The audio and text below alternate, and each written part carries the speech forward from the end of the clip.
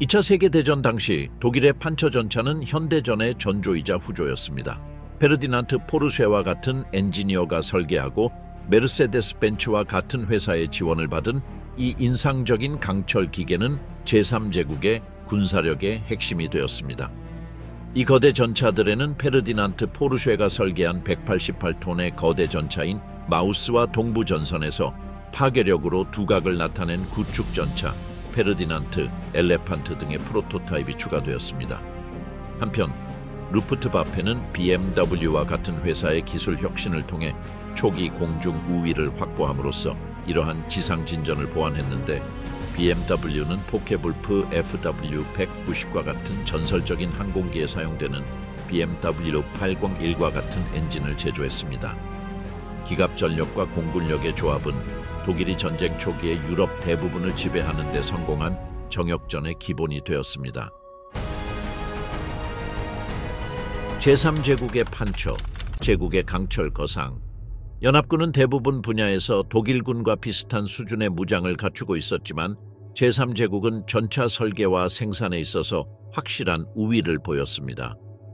독일의 전차 생산은 양과 질면에서 상당히 우수하여 다른 어떤 나라보다 앞섰습니다. 이 맥락에서 중요한 요소는 전쟁이 발발하기 전부터 독일이 메르세데스 벤츠, BMW, 포르쉐 등의 회사와 협력하여 주로 모델 1과 2를 중심으로 수천 대의 판처 전차를 생산하기 시작했다는 것입니다. 전쟁 중에 더욱 진보된 모델이 개발되어 대량 생산되어 나치 독일에서 5만 대의 전차가 생산되었습니다. 이들 전차 대부분은 강력한 판저 3과 판저 4였으며 뛰어난 지구력과 자율성이 특징이었습니다. 다양한 중간급 전차 설계를 생산한 영국과 대조적으로 독일의 판처는 세 가지 기본 유형, 즉 판처 4, 5, 6에 집중했습니다. 각각은 특정 목적에 맞게 설계되었으며 해당 역할에 매우 적합했습니다. 많은 독일 전차는 디젤 연료를 사용했는데 이는 가솔린 엔진을 장착한 미국의 셔먼 전차와 비교했을 때 전투로 인해 피해를 입었을 때 승무원이 생존할 확률이 더 높았습니다. 셔먼 전차는 화재가 발생할 가능성이 더 높았고 종종 승무원 전원이 사망하는 결과를 낳았습니다. 엔진을 공급한 메르세데스 벤츠, 부품을 제공한 BMW, 탱크를 설계하고 생산한 포르쉐 등의 회사 간의 협력은 2차 세계대전 중 독일 탱크 생산의 성공에 중요한 역할을 했습니다. 판처사는 제2차 세계대전 당시 가장 널리 사용된 독일 전차였으며 노르망디 방어에 중요한 역할을 했습니다. 8,000대 이상이 생산되어 전쟁 중 가장 생산된 모델 중 하나가 되었습니다. 1937년에 설계된 초기 버전에는 보병 지원에 적합한 짧은 포신의 75mm 포가 장착되었습니다. 그러나 특히 러시아 전선에서의 전투 경험을 통해 적의 장갑차의 속도와 관통력을 높여야 할 필요성이 드러났습니다. 이에 따라 긴 총신의 총이 통합되어 1943년에 등장한 세 번째 주요 변형인 마크 이브지가 탄생했습니다. 무게는 25.5톤이고 300마력의 마이바흐 엔진을 장착하여 최고 속도는 시속 25마일에 달했습니다. 오명으로 구성된 승무원은 30에서 80mm 두께의 장갑으로 보호되었으며 표준 탄약인 87발의 주포탄을 탑재했습니다. 판처 B는 역사상 가장 인상적인 전차 중 하나로 널리 알려져 있으며 그 설계에는 전쟁 중 독일인들이 얻은 교훈이 반영되어 있습니다. 경사진 장갑은 어떤 각도에서 날아오는 적의 투사체를 튕겨내도록 설계되었습니다.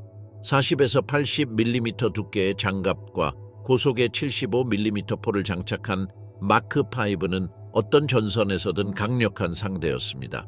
당시로서는 비정상적으로 무거웠지만 약 50톤, 판서피는 마크5의 약 2배에 달하는 무게를 가졌고 시속 25마일의 속도를 낼 수 있을 만큼 상당히 빠른 편이었습니다. 하지만 다른 차들과 다른 점은 고속도로 주행거리가 125마일에 달한다는 점이었습니다. 이 전차들은 1943년 여름 러시아의 쿠르스크 전투에 맞춰 배치되었지만 기계적 문제가 발생했습니다. 이후 서스펜션과 변속기가 개량되어 총 5,000대 정도의 판처 5가 생산되었습니다. 마지막으로 티거라고도 불리는 판처 6호는 가장 진보된 독일 전차가 되었습니다. 1942년에 처음 등장한 이 차량은 88mm 포를 장착한 62톤급 육상 차량으로 이미 연합군에게 두려움과 존경의 대상이었습니다. 이 총은 놀라울 정도로 정확한 것으로 입증되었으며 1200야드 거리에서 18인치 방역 내에 5발의 포탄을 떨어뜨릴 수 있었다고 합니다. 타이거는 62에서 102mm 2.4인치 두께의 장갑을 갖추고 있어 기존 대전차 무기에 사실상 취약했습니다. 이 차는 마크5와 동일한 기본 엔진을 공유하여 고속도로에서는 존경할 만한 속도인 25마일/h에 도달할 수 있었고 비포장도로에서는 약 절반 정도 속도가 빨라졌습니다. 타이거는 장점이 있음에도 불구하고 생산 비용이 많이 들었고 생산량이 단 1340으로 제한되었습니다. 오펠 블리츠, 베르마크트 물류를 혁신한 오프로드 트럭. 독일 디자이너 프리츠 하인리히는 오펠 블리츠를 탄생시켰는데 이 차량은 75마력의 직렬 6기통 엔진과 4단 수동 변속기 등의 혁신으로 군수품의 흐름을 바꾼 차량입니다. 더욱이 유압식 제동 시스템과 조명 시스템은 독일군에게 큰 확신을 주었고 차량이 안전하고 효과적이라는 것을 보장했습니다. 이러한 특징 덕분에 이 트럭은 가볍고 다재다능하며 전투의 혹독한 환경에도 견딜 수 있는 트럭이 되었고 독일군은 적대적인 환경에서도 작전 수행 능력을 유지할 수 있었습니다. 독일의 저명한 군사 전략가인 에리히 폰 만슈타인은 속도와 기동성에 초점을 맞춘 군대의 물류 접근 방식에서 핵심적인 역할을 했습니다. 그의 비전은 오펠 블리츠와 같은 차량의 디자인에 직접적인 영향을 미쳐 독일군이 변화하는 전쟁 상황에 적응할 수 있도록 했습니다. 오펠 블리츠는 탄약과 연료 수송부터 병력과 물자 수송까지 다양한 역할에서 유연성을 보여주었습니다. 견고한 구조와 강력한 엔진 덕분에 전장에서 필수적인 장비가 되었으며 이동식 작업장이나 무선 통신 차량과 같은 특수 역할에도 적용되었습니다. 노획한 적의 차량을 재활용하는 능력은 실용적인 전략임이 입증되었으며 자원을 최적화하고 독일군이 점점 더 어려워지는 환경에서도 계속 싸울 수 있도록 보장했습니다. 그러나 전쟁이 장기화되면서 물류상의 어려움이 나타나기 시작했습니다. 동부 전선의 압박과 연합군의 폭격으로 보급선이 심각하게 손상되어 독일군이 전투를 지속하는 능력이 저하되었습니다. 연료와 예비 부품 부족은 심각한 타격으로 이어졌고 독일 국방부는 차량 작동을 유지하는 데 어려움을 겪었습니다. 노력과 물류 공학에도 불구하고 과제의 규모는 극복할 수 없는 수준이었습니다. 소련의 공세가 강화되고 연합군의 폭격이 계속되자 결국 독일 국방군은 심각한 피로 상태에 빠졌고 보급망은 붕괴 직전이었으며 전투 능력은 크게 약화되었습니다. 그라프 슈페의 침몰한 전함. 1939년 12월 17일 제2차 세계대전 중에 부에노스아이레스와 몬테비도 도시 근처의 라플라타 강에서 심각한 사건이 발생했습니다. 폭발음이 그 지역 전체에 울려 퍼졌고 이어서 간거기 중앙에서 연기 기둥이 일어났습니다. 몇 분 후 풍경은 완전히 바뀌었습니다. 독일 군함 아드미랄 그라프 슈페는 연합군 전문가가 선박과 그 혁신적인 기술을 탈취하는 것을 막기 위해 의도적으로 침몰시킨 뒤 간거기 물속으로 사라졌습니다. 3일 후 부에노스아이레스의 이민자 호텔에서 그의 지휘관인 한스 랑스도르프 대위는 독일 국기를 자신의 침대에 조심스럽게 올려놓고 그 위에 누워서 부하의 마우저 권총으로 자살했습니다. 한스 랑스도르프 대령은 1936년에 그라프 슈페호의 사령관으로 임명되었지만 그는 그때 이미 독일 해군에서 오랜 경력을 쌓았습니다. 그는 1912년에 부모님의 반대에도 불구하고 해군사관학교에 입학했고 1차 세계대전 중에 전쟁 영궁으로 명성을 떨쳤습니다. 하지만 해군에서 오랜 경력을 쌓으면서 경험한 어떤 것도 그라프 슈페호의 특징인 엄청난 기술에 대비할 수는 없었습니다. 단순한 선박이 아니라 공상과학 작품에서 튀어나온 듯한 첨단 차량처럼 보였습니다. 실제로 그것은 당시 세계에서 가장 정교한 선박이었습니다. 20년도 차에 되지 않아 1차 세계대전 승전국이 부과한 제한 조치를 생각하면 이는 놀라운 성과입니다. 히틀러의 최고 엔지니어들은 가장 치명적인 함선을 설계하라는 임무를 맡았고 새로운 유형의 구축함에 대한 설계도를 신속히 제출했습니다. 그것은 너무나 강력하고 간결해서 실현 가능하다고 믿기 어려웠습니다. 그들은 그 작은 크기 때문에 이 프로토타입을 타셴크로이저, 즉 주머니 순양함이라고 불렀습니다. 멀리서 보면 인상적이지 않았을지 몰라도 독일의 소형 순양함은 믿을 수 없을 만큼 빠르고 치명적이었으며 54,000마력의 디젤 엔진 덕분에 시속 50km, 거의 30노트의 속도에 도달했습니다. 이 배에는 발사기가 장착되어 있어 작은 하인켈 H의 60 수상 비행기가 배갑판에서 바로 이륙할 수 있었습니다. 아드미랄 그라프 슈페호는 또한 무선 탐지 시스템을 장착한 최초의 독일 군함이기도 했는데 이 기술은 불과 1년 전 영국 과학자 팀에 의해 발명되었습니다. 나치는 이 기술을 재빨리 도입하여 그들만의 탐지 시스템을 구축하는 법을 배웠습니다. 랑스도르프 대위는 나치즘을 지지하지 않았지만 무엇보다도 자국에 충성했습니다. 이런 이유로 그는 상관의 명령을 의심 없이 따랐습니다. 독일이 영국과 프랑스에 선전포고를 했을 때 그라프 슈페는 인도양을 순찰하며 바다에 있었습니다. 그 순간부터 영국 상선이 발견될 때마다 랭스도르프 선장은 선원들에게 그 배를 침몰시키라고 명령했고 그 과정에서 선원이 다치지 않도록 주의했습니다. 그러면 적의 승무원들은 가장 가까운 항구에 내려질 것입니다. 그라프 슈페호는 여러 적의 함선을 격침시킨 후 재보급을 위해 카나리아 제도로 항해했습니다. 그 후 그는 남대서양을 가로질러 항해를 계속했습니다. 12월 13일 그라프 슈페는 우루과이 몬테비더에서 동쪽으로 수마일 떨어진 곳에 영국 구축함 3척이 있는 것을 감지했습니다. 그들은 엑서터, 아약스, 아킬레스로 확인되었습니다. 영국 해군 함선이 공격을 감행했지만 명중률은 좋지 않았습니다. 그라프 슈페는 정확한 선제 포격으로 응수했고 이로 인해 엑서터는 상당한 피해를 입었습니다. 엑서터호는 대포와 어뢰에 2번 더 피격당한 후 수리를 위해 전투에서 철수해야 했습니다. 그라프 슈페가 화력이 더 강하지만 함선이 한 척뿐이라는 것을 알고 아약스와 아킬레스는 나뉘어 그라프 슈페를 측면 공격하려고 했습니다. 아킬레스에서 발사된 8인치 포탄이 그라프 슈페호의 갑판 2개를 관통하고 연료 처리 장치를 완전히 파괴하여 연료를 재보급하지 않고는 오랫동안 항해할 수 없게 되었습니다. 그러나 그라프 슈페는 완강히 저항하였고 아약스와 아킬레스는 모두 상당한 피해를 입었습니다. 랭스도르프 선장은 그들에게 부에노스 아이레스로 향하라고 명령했지만 아르헨티나 당국은 그들의 망명을 거부했습니다. 그라프 슈페호는 라플라타 강을 건너 몬테비더 항구로 향했지만 그곳에서 선장은 48시간만 머물 수 있다는 통보를 받았습니다.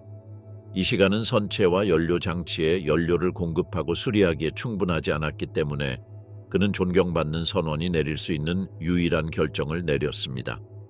그는 그라프 슈페호를 강 한가운데로 몰고 가서 폭발물 몇 개를 설치한 후 모든 선원과 함께 배를 버렸습니다. 그는 연합군의 손에 첨단 기술이 넘어가지 않도록 그것을 날려버렸습니다. 나치 잠수함 기술, 크릭스마리네의 힘. 그라프 슈페는 주목할 만한 일이기는 하지만 독일이 전쟁 초기에는 바다를 지배할 수 있게 해준 수많은 혁신 중 하나에 불과했습니다. 잠수함은 1900년대 초반부터 존재했기 때문에 새로운 것은 아니었지만 진정한 파괴 기계로 자리 잡은 것은 2차 세계대전 중이었습니다.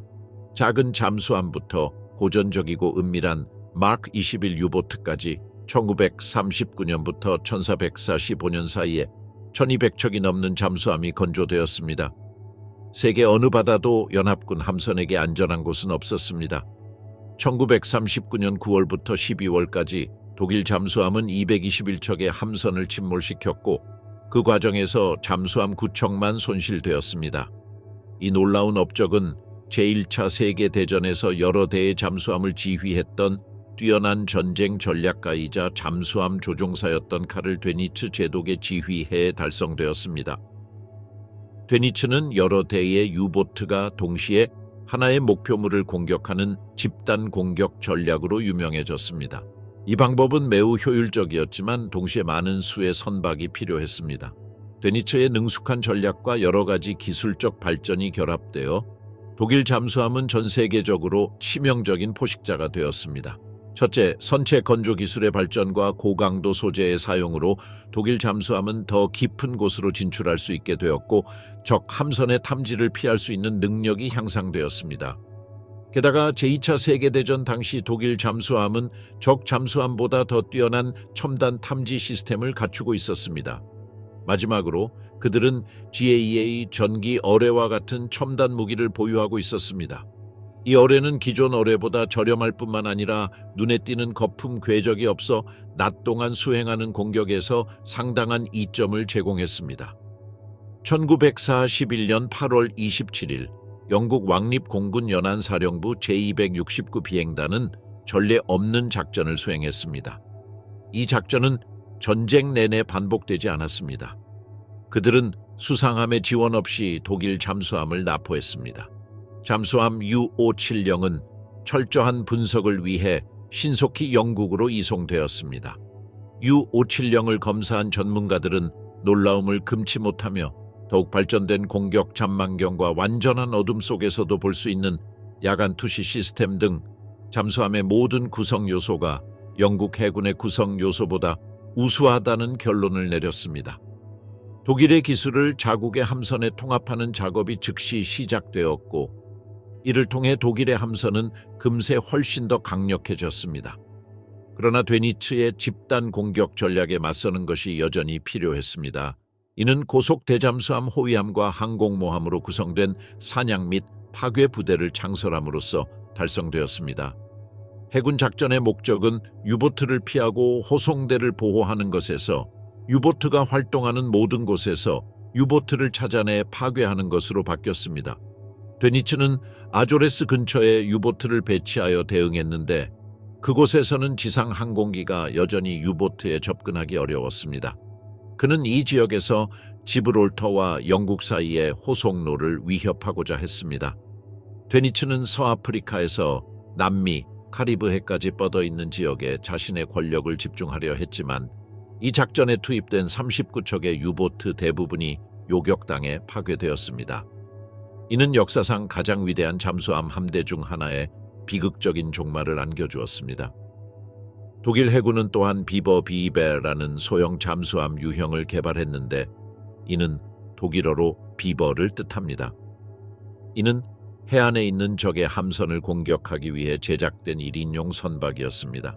비버는 외부에 장착된 53cm 또는 21인치 어뢰나 기로에 2개를 장착했으며 유럽에 대한 연합군의 침공 위협에 대처하기 위해 전쟁이 끝나갈 무렵 급히 개발되었습니다. 이로 인해 기본적인 기술적 실패가 발생했고 운용자에 대한 훈련이 부족했기 때문에 324척의 잠수함이 인도되었음에도 불구하고 연합군 선박의 실질적인 위협이 되지 못했습니다. 소형 잠수함에 배정된 조종사 중 한 명은 한스 랑스도르프 선장의 아들인 요아힘 랑스도르프였습니다. 독일 항공기 메서슈미트 하인켈 BMY가 미-261을 개발하다 독일 항공기 산업은 1920년대에 새로운 설계와 기술의 연구 개발에 대한 투자를 중심으로 상당한 성장을 경험했습니다. 메서슈미트 하인켈 BMY 회사는 고품질 항공기 및 엔진 생산 분야의 선두주자로 자리매김했습니다. 1935년 같은 해에 창설된 루프트바페는 항공기술에 대한 투자와 최첨단 항공기 및 엔진 생산 덕분에 세계에서 가장 진보된 공군 중 하나가 되었습니다. 이런 상황에서 이들 회사가 항공기와 제트 엔진 생산에 참여하는 것은 독일의 항공기술 발전에 필수적이었습니다. 산업계와 정부 간의 협력을 통해 혁신적인 프로젝트가 창출되고 고효율 항공기와 엔진이 제조될 수 있었습니다. 과학부 장관이 조사한 가장 중요한 프로젝트 중 하나는 한스 폰 오하인이라는 젊은 물리학자가 출원한 특허였습니다. 1935년 폰 오하인은 불과 23세의 나이로 항공기에 적용할 수 있는 터보젯 엔진을 설계하는 데 성공했습니다. 그는 세계 최초의 제트 항공기인 하인켈 H의 78불 설계하고 시험하기 위해 전문가팀과 상당한 예산을 할당받았습니다. 이 항공기는 같은 해 폴란드 침공 당시 그 효율성을 입증했고 이로 인해 폰 오하인의 팀은 더욱 진보된 제트 전투기를 계획하기 시작했습니다. 개발 중인 계획은 프로젝트 1065라는 코드명으로 최고 수준의 기밀로 분류되었습니다. 항공부는 최소 1시간 동안 비행할 수 있고 시속 850km, 시속 530마일 이상의 속도에 도달할 수 있는 제트 항공기의 설계를 요청했습니다.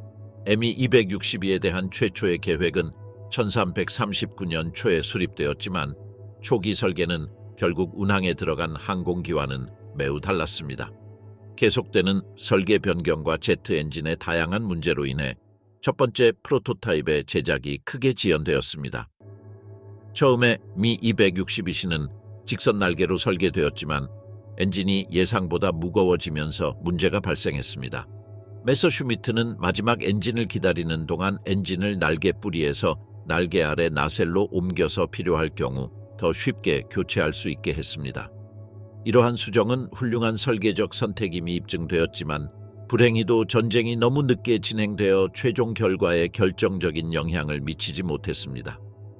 전문가들은 메서슈미트 미-206기가 의심할 여지 없이 2차 세계대전 당시 가장 뛰어난 전투기였으며 인상적인 화력과 미국의 P-40 머스탱보다 최대 200km 또는 시속 120마일의 속도로 비행할 수 있는 능력이 특징이었다는 데 동의합니다.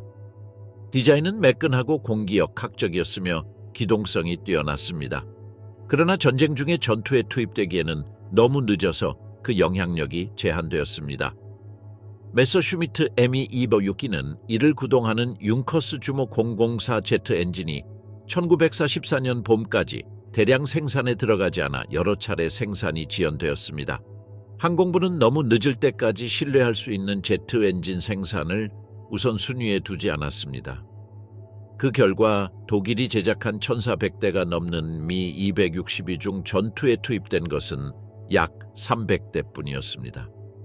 이러한 사실에도 불구하고 ME-206E는 제2차 세계대전에서 공대공 전투에 참여한 유일한 제트 전투기였으며 연합군 전투기와 폭격기는 그 존재를 두려워했습니다. 제트 전투기는 방역할 수 없었고 느린 폭격기는 ME-26에 장착된 MK-108 기관포의 폭발로 파괴되었습니다.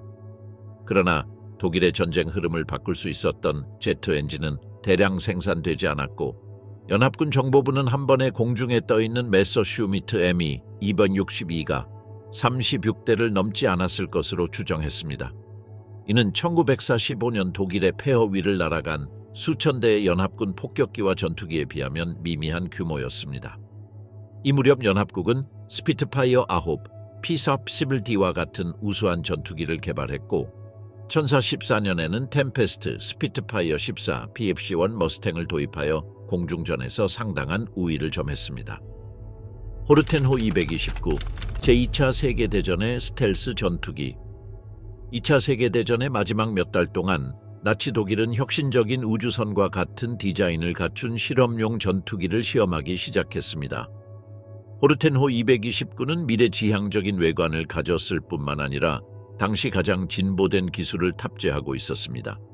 이 항공기의 가장 주목할 만한 특징 중 하나는 꼬리 부분에 수직 안정판이 없다는 점인데 이는 당시의 다른 모든 항공기와 구별되는 특징이었습니다. 일반적으로 비행기의 안정성을 유지하고 좌우로 회전하는 것을 방지하는 데 도움이 되는 꼬리 부분을 제거하면 비행기를 조종하기가 더 어려워집니다. 하지만 이 기능 때문에 레이더에는 거의 보이지 않았습니다.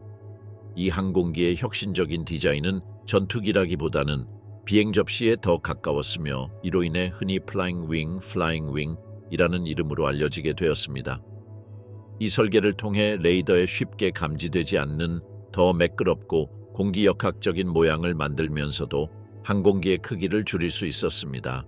호르텐호 229는 당시로선 너무나 진보된 기계였기 때문에 그 비밀은 아직도 완전히 밝혀지지 않았습니다. 나사 전문가들은 여전히 포획된 프로토타입을 연구하고 있으며 이를 통해 개발자들이 비행이 불가능하게 만든 상당한 공기역학적 문제를 어떻게 극복했는지 알아내고 있습니다. 호르텐호 229의 비밀은 종 모양의 날개에 있었는데 이는 꼬리가 없어서 발생하는 회전 문제를 해결했습니다. 이 혁신적인 디자인은 공기 저항을 줄이는 데 도움이 되었을 뿐만 아니라 항공기의 안정성을 높이고 연료 소비를 최소화하여 더 높은 속도를 달성할 수 있게 해주었습니다.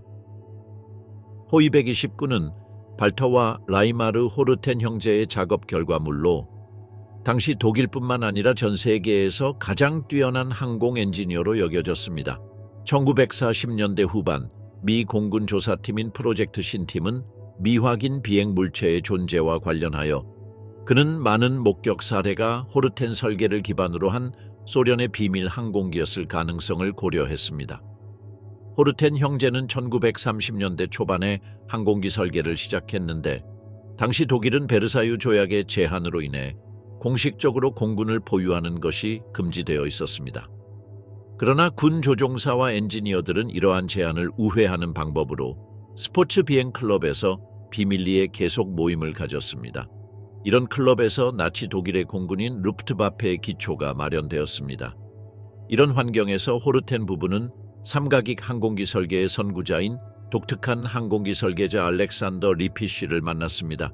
호르텐 형제는 점점 더 효과적인 결과를 낳는 전익 비행 방식을 개발했으며 그 결과 호르텐 호내의 글라이더가 탄생했습니다. 이 글라이더에서는 조종사가 항공기 내에서 엎드린 자세를 취하는데 이는 조종석이 동체 밖으로 튀어나오지 않아 공기 저항이 발생하지 않는다는 것을 의미합니다. 조 아이비 글라이더가 시험될 당시 발터 호르텐은 이미 1940년 영국 전투에서 루프트바페의 전투기 조종사로서 경험을 쌓았습니다. 비록 전투에서 승리한 것은 영국이었지만 이 순간은 발터 호르텐에게 큰 변화를 의미했습니다. 그는 독일이 전투기 설계에 새로운 접근 방식이 필요하다는 것을 깨달았고 현장으로 돌아온 후 형과 전익 항공기 설계 가능성에 대해 논의하기 시작했습니다. 그 사이 루프트바페 사령관 헤르만 괴링은 30억이라는 프로젝트를 시작했는데 목표는 10억 킬로그램의 폭탄을 운반하여 10억 마일, 66,000km의 거리를 시속 10억 킬로미터로 운반할 수 있는 항공기를 개발하는 것이었다. 이는 호르텐 형제가 결국 HO-229 프로토타입을 개발하도록 동기를 부여했습니다. 첫 번째 프로토타입은 공기 역학적 설계를 테스트하기 위해 설계된 무동력 글라이더였습니다. 두 번째 시제기는 제트 엔진을 장착하여 1945년 2월 2일에 첫 비행에 성공했습니다. 그러나 몇 주 후 또 다른 시험 비행에서 엔진이 고장나 추락하여 시험 조종사가 사망했습니다. 이 사고에도 불구하고 항공기는 이륙, 비행, 착륙이 효과적으로 가능한 것으로 나타났습니다. 이로써 디자인과 기능이 검증되었습니다. 스톰게베 피비티지 파고의 무기. 나치 연구자들은 대구경 대포와 로켓부터 휴대용 화기까지 다양한 무기를 만들어냈습니다. 그러나 제2차 세계대전 중에 개발된 가장 영향력 있고 혁명적인 전투 시스템 중 하나는 슈트룸 게베르 44의 스툼게웨어 44, 줄여서 STG-44였습니다. 이 총은 소총과 기관총의 중간 단계로 휴대성과 가벼움을 겸비한 총으로 구상되었습니다. 이로써 이 총은 역사상 최초의 돌격 소총이 되었다. 이 소총은 전투용 소총에 비해 사정거리가 긴 카트리지와 더 컴팩트한 디자인을 갖추고 있으며 발사 속도가 더 빠릅니다. 독일 국방부는 1941년 소련 침공 당시 대량의 반자동 무기에 직면했습니다. 붉은 군대는 점점 더 많은 수의 반자동 토카레프 SVT-38과 SVT-40을 사용했고 일부 소련 보병 부대는 PPSH-41 기관 단총으로 완전 무장했습니다. 소련의 성공 비결은 서부 전선의 군대에 탄약을 공급하기 위해 24시간 가동된 수많은 공장에 있었습니다.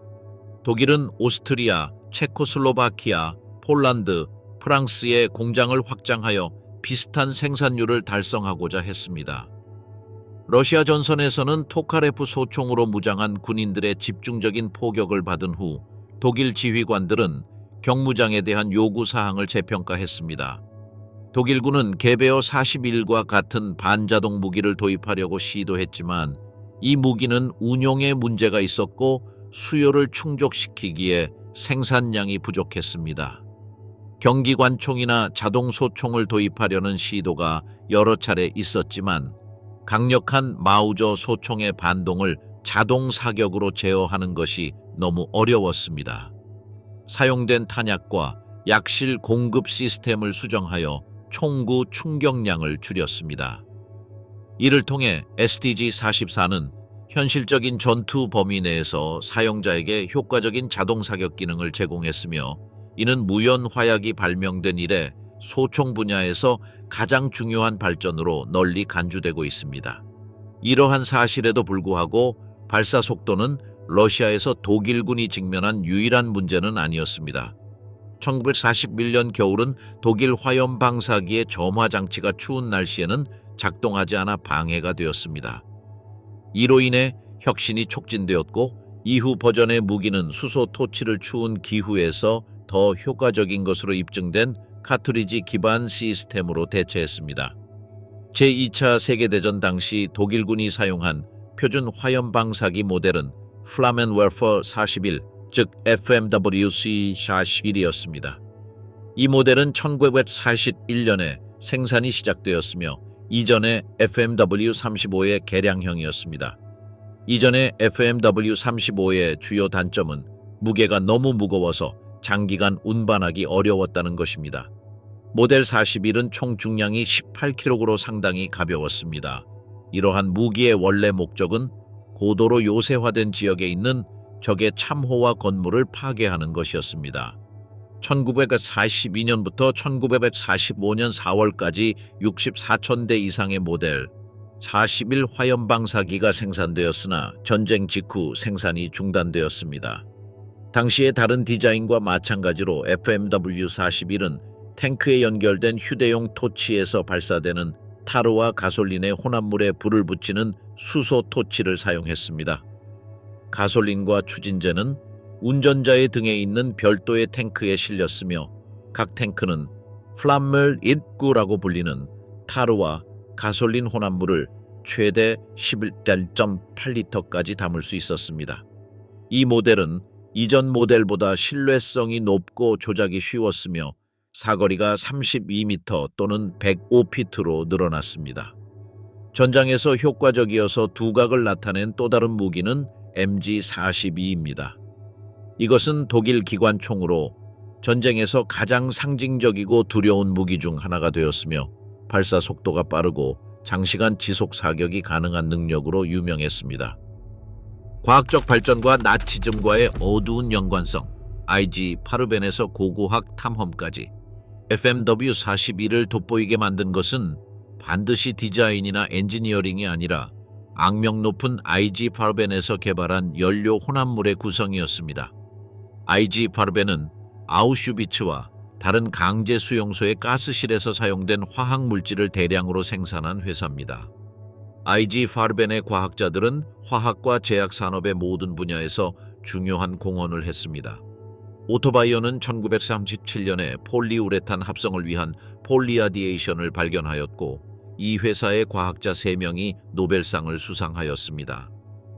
카를 보시와 프리드리히 베르기우스는 1931년에 고압 화학적 방법의 발명과 개발에 기여한 공로로 노벨상을 수상하였고, 게르하르트 도마크는 1939년에 프론토실의 항균 효과를 발견한 공로로 노벨상을 수상하였습니다.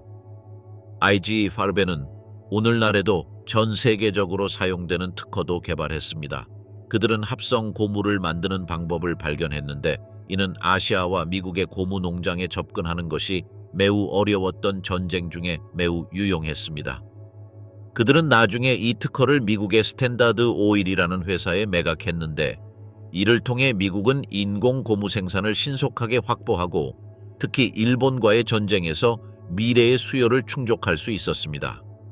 1930년대와 1940년대에 독일에서 이루어진 과학적 진보 덕분에 많은 일상 활동이 상당한 개선을 이루었습니다. 1926년 한스 부시는 최초의 전자기 렌즈를 발명하였고, 이를 통해 베를린 대학의 물리학자이자 전기공학자인 에른스트 루스카와 막스 놀은 1931년에 최초의 전자현미경을 제작할 수 있었습니다. 이 프로토타입은 400배의 확대율을 달성했고, 전자현미경으로 무엇을 할 수 있는지 보여주었습니다. 1933년에 에른스트 루스카는 원래 모델을 더욱 개량하여 광학 현미경으로 얻은 이미지보다 더 높은 해상도의 이미지를 생성할 수 있는 전자현미경을 개발했습니다. 이로 인해 미생물학 분야에 혁명이 일어나 질병 통제에 있어 상당한 진전이 이루어졌습니다. 1937년 만프레트 폰 아르덴은 최초의 주사 전자현미경을 개발했습니다. 나치는 학술 프로젝트에도 참여했습니다.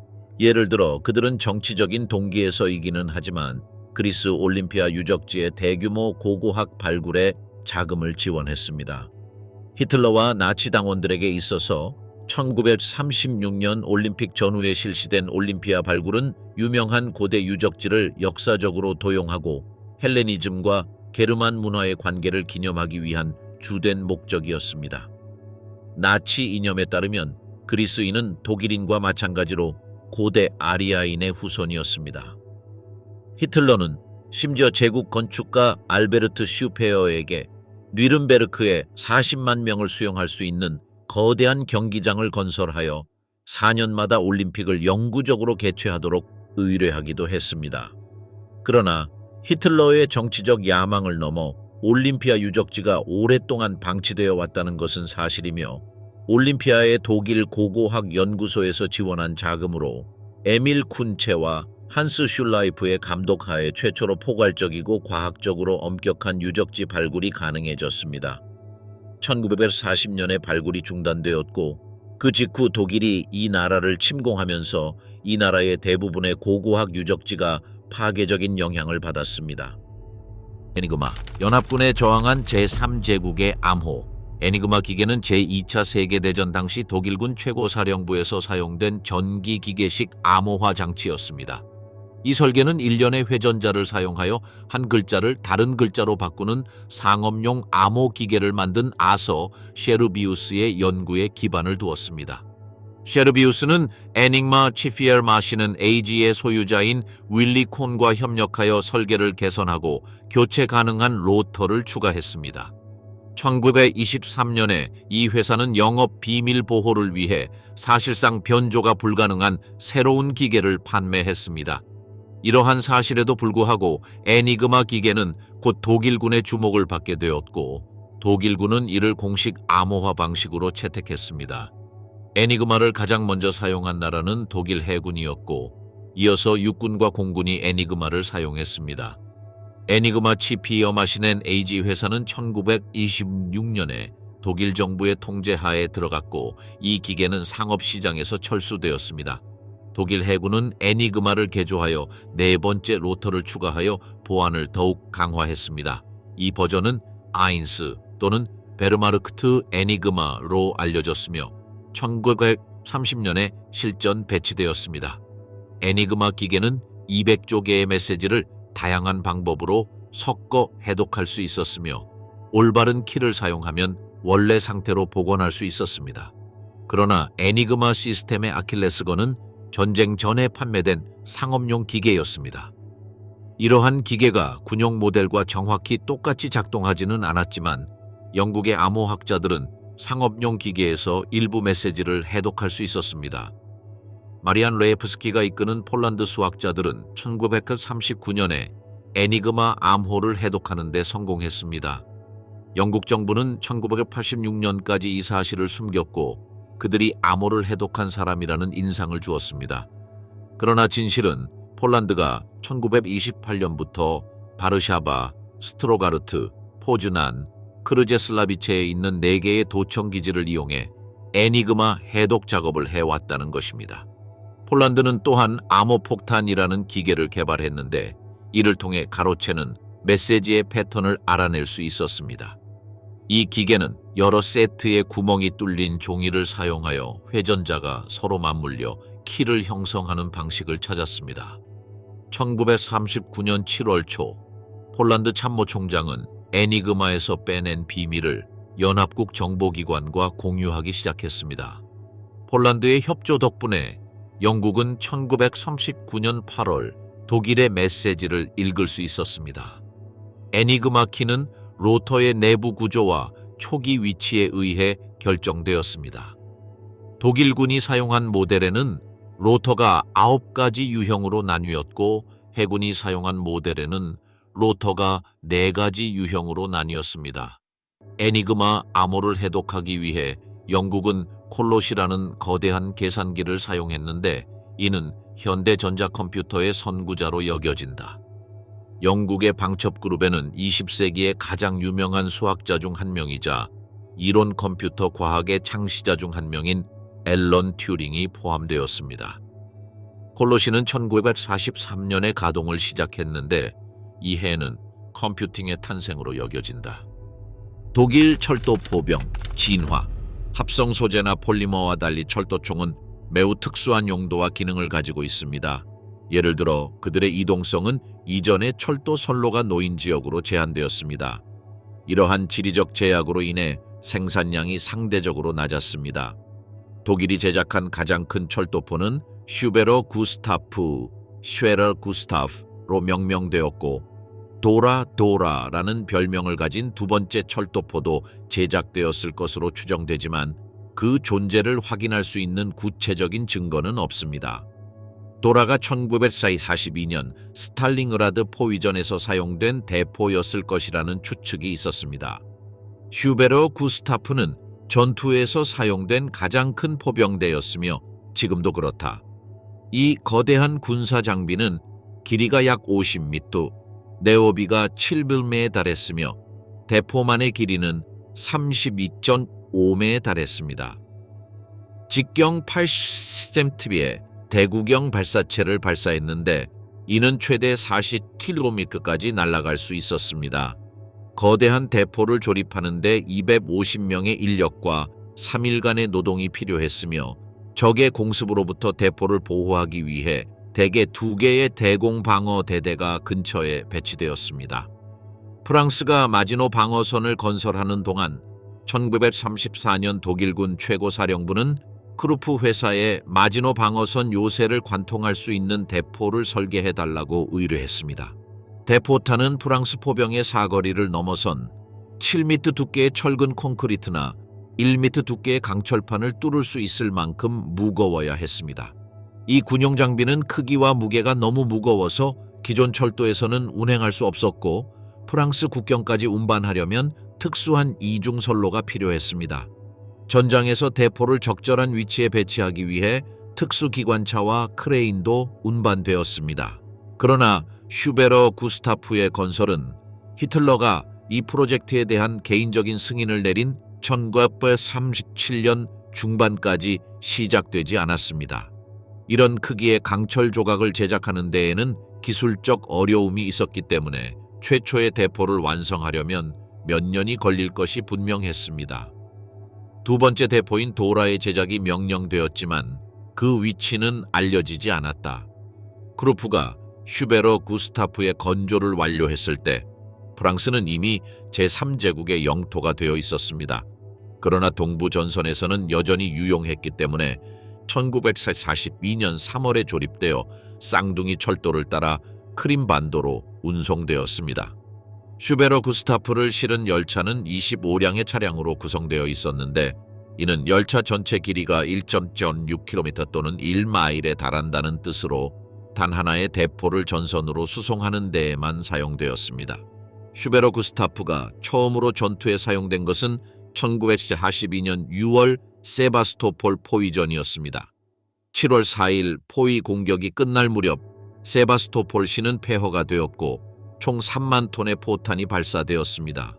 구스타프는 40티룩발을 발사했고 원래 총신이 마모되었기 때문에 예비 총신을 가져와 교체하는 한편 원래 총신은 수리를 위해 크룹 공장으로 돌려보냈습니다.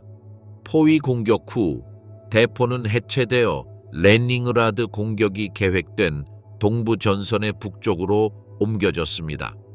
대포는 도시에서 30km 18마일 떨어진 곳에 배치되었지만 발사하기 전에 공격이 중단되었습니다. 독일군은 1943년 겨울에 레닌그라드 근처에 협곡을 벌였다. 1945년 4월 14일 미국군이 도착하기 하루 전 슈베러 구스타프는 포획을 막기 위해 파괴되었습니다. 또 다른 큰 관심을 끄는 대포는 카를게라트라는 대포였다. 구스타프와 도라가 운송된 방식과 비슷하게 철도 선로를 따라 이동했지만 이동 거리는 제한적이었습니다. 구스타프와 도라보다 무게가 상당히 가벼워서 소규모 승무원으로도 단 하루 만에 분해하고 재조립할 수 있었습니다. 그러나 60cm의 탄약과 2톤의 무게로 동등한 파괴력을 가지고 있었습니다.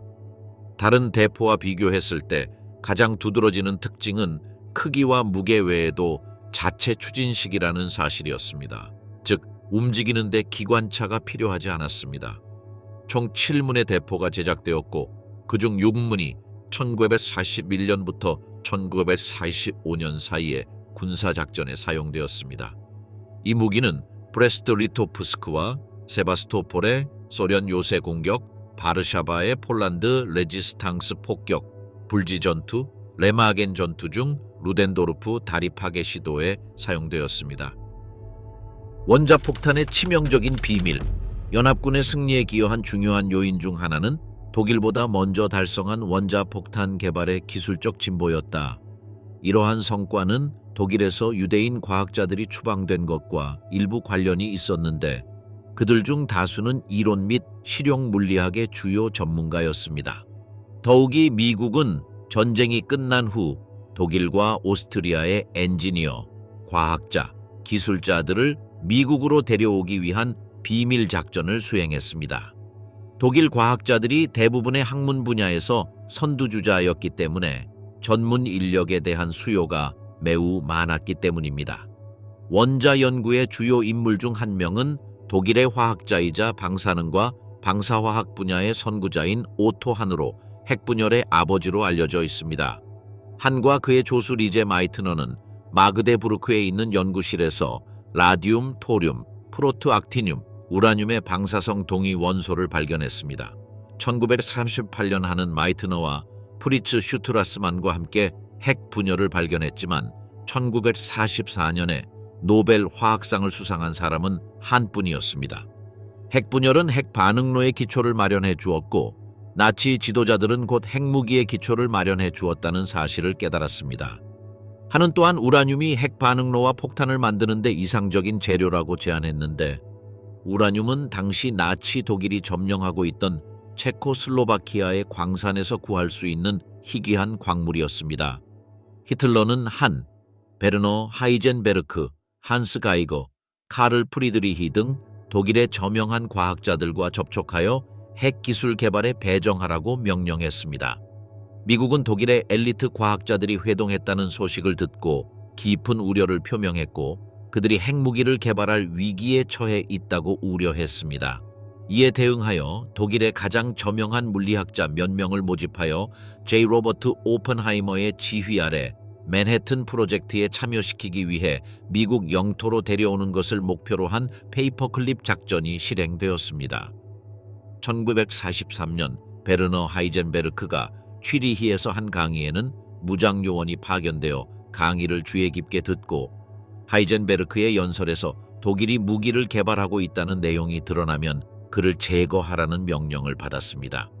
그러나 그 명령은 실행되지 않았습니다. 맨해튼 프로젝트와는 달리 독일 핵 프로그램은 단일 목표에 초점을 맞추지 않고 오히려 가장 재능 있는 과학자들에게 자금과 지원을 제공하여 그들이 독립적이고 자율적으로 연구를 수행할 수 있도록 하는데 초점을 맞췄습니다. 방사성 물질을 포함한 분자만을 광물에서 추출하는 방법, 즉 동위원소 분리 방법의 개발 등 여러 가지 중요한 발전이 이루어졌습니다. 또한 방사성 물질에서 방출되는 추가 중성자를 흡수하여 핵 연쇄 반응을 방지하는 감속제를 사용하는 것도 중요했습니다. 중수의 감속 특성을 처음으로 알아본 것은 독일 과학자들이었지만 불행히도 그들은 흑연을 좋은 감속제로 생각하지 않았습니다. 아마도 발터보테가 실험에 사용한 흑연 샘플이 붕소로 오염되어 있었기 때문일 것입니다. 소련과 미국이 곧 알게 된 것처럼 흑연은 이용 가능한 가장 뛰어난 감속제 중 하나이며 지구상에서도 널리 구할 수 있습니다. 나치 독일의 물리학은 핵 반응로와 핵폭탄 개발에 필수적인 전제 조건인 인공 임계성을 달성하지 못했습니다. 그들은 이를 달성하는 데 매우 가까이 다가갔지만 불행하고 상대적으로 알려지지 않은 사건으로 인해 이 목표를 달성하지 못했습니다.